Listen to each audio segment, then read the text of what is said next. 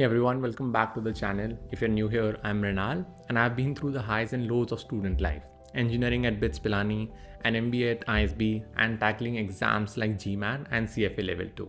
In today's video, we'll start by understanding what burnout really is, how it happens, the warning signs, and why it is important to address it early on. Next, we'll move into actionable strategies to avoid burnout.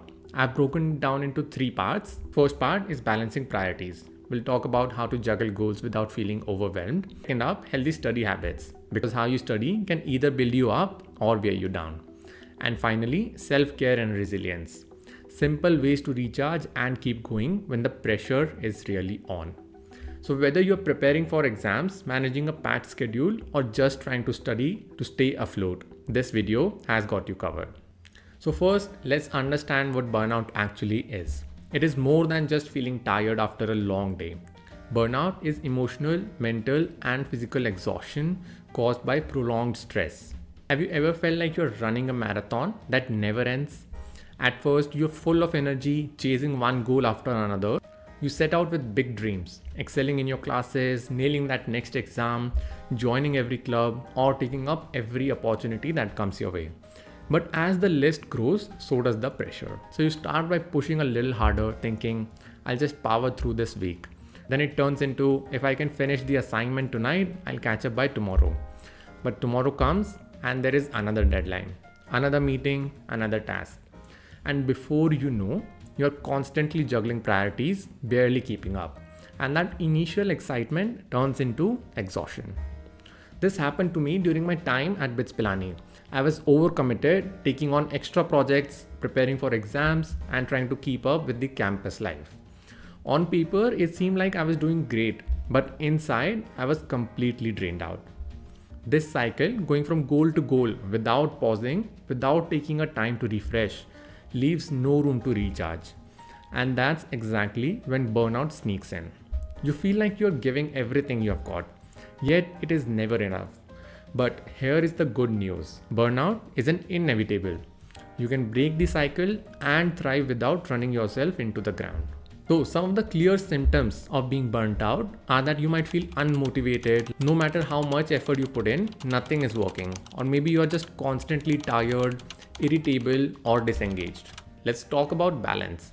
It is easier said than done, but it is the foundation of avoiding burnout. Not everything on your to-do list is equally important, and trying to do it all at once is a one-way ticket to burnout. That's where the Eisenhower Matrix comes in, a tool that completely changed how I approached my workload, especially when I was studying for the CFA Level 2 exam while also working full-time. Here is how it works. You divide your tasks into 4 categories based on 2 criteria: urgency and importance. So quadrant 1, you put all the urgent and important tasks. These are tasks that you need to tackle immediately. For example, during my CFA prep, this included completing daily practice questions before work because they directly impacted my progress. In the second quadrant, you put the non-urgent but important tasks. These are tasks that contribute to your long-term goals but don't require immediate action. For me, this was reviewing concepts and creating revision notes, tasks that I scheduled during quieter weekends. In quadrant 3, you put the urgent but not important tasks.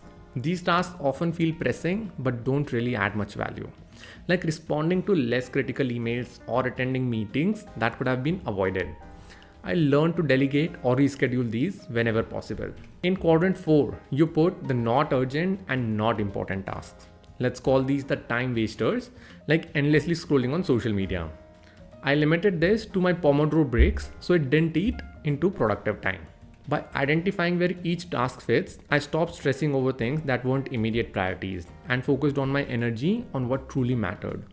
This clarity saved me hours of wasted effort and kept my stress levels in check. Here is a tip.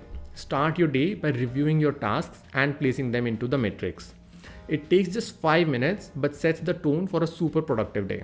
Now, let's move on to the healthy study habits because let's face it, how we study plays a huge role in how stressed we feel. So number 1 is take breaks effectively. Have you ever heard of the Pomodoro Technique?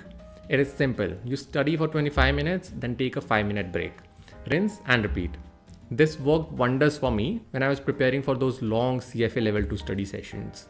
2 is switch up your study methods. If you have been rereading notes or just highlighting text, it is time to level up. Active recall and spaced repetitions are game changers. If you haven't already checked out this other video where I have talked about these learning techniques, do check them out. And number 3 is keep your workspace clean and organized. A cluttered desk equals a cluttered mind. Spend a few minutes tidying up before you start and you'll see the difference in your focus during the study sessions. Now, this part is super important. Self-care. You can't pour from an empty cup. So taking care of yourself isn't just a nice to have. It is a must have. Here are 3 quick tips for doing self-care. First, even 10 to 15 minutes of workout every day can work wonders for you. Go for a walk, do yoga, or dance around your room. It's all about getting those endorphins flowing in. Next, all-nighters might seem productive, but they are a trap. Sleep is when your brain consolidates what you have learned.